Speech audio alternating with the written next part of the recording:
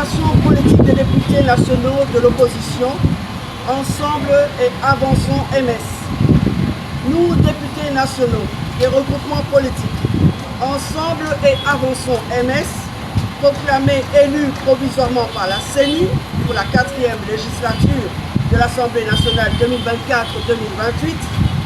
réunis ce mardi 27 février 2024 pour examiner la situation politique de notre pays à l'issue de la proclamation des résultats provisoires à la députation nationale le 14 janvier 2024.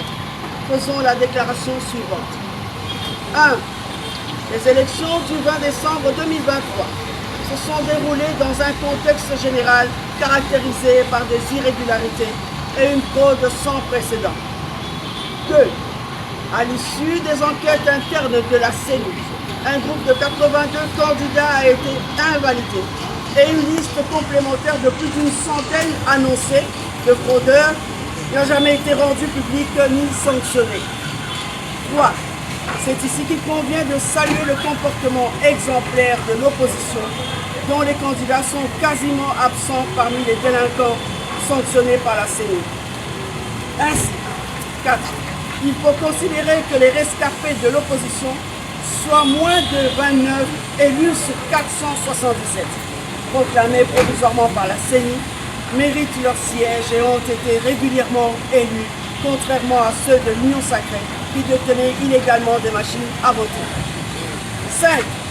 Cependant, force est de constater à ce jour que l'Union Sacrée, qui détient plus de 95% des députés à l'Assemblée nationale, s'acharne sur la vingtaine d'élus d'Ensemble et d'Avançons MS dans des procès à la Cour constitutionnelle pour récupérer indûment les sièges que nous avons difficilement acquis. 6.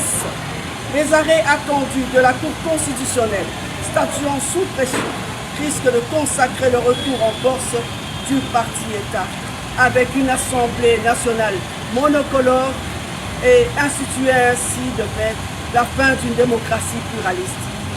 7. Nous en appelons au président de la République, magistrat suprême et au juge de la Cour constitutionnelle à un dernier sursaut patriotique pour sauver ce qui reste des acquis de la démocratie de l'Assemblée nationale. 8. Cet appel à sauver la démocratie de notre pays s'étend à la protection de la liberté d'expression, à la libre circulation des personnes, notamment pour notre président Moïse Katumbi Chapwe, et à une justice équitable. 9. Dans ce contexte que nous en appelons, c'est dans ce contexte que nous en appelons à la libération des prisonniers politiques. Salomon Idi Kalonda, Mike Mukebai Koso, Jean-Marc Kabouz, Patrick Pongo, l'apôtre Christian Numbi, le journaliste Stanley Boujakera et bien d'autres encore.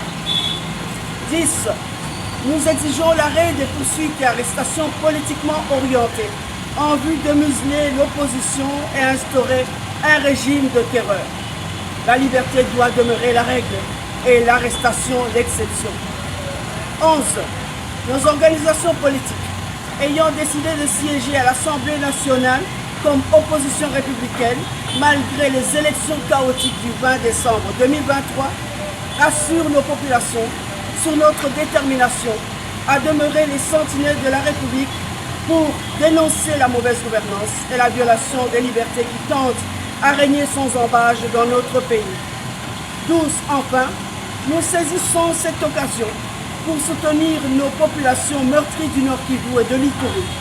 Condamnons l'agression de notre pays par le Rwanda à travers les forces négatives et réitérons notre soutien aux forces armées de la RDC et alliées, fait à Kinshasa le 27 février 2024, les députés.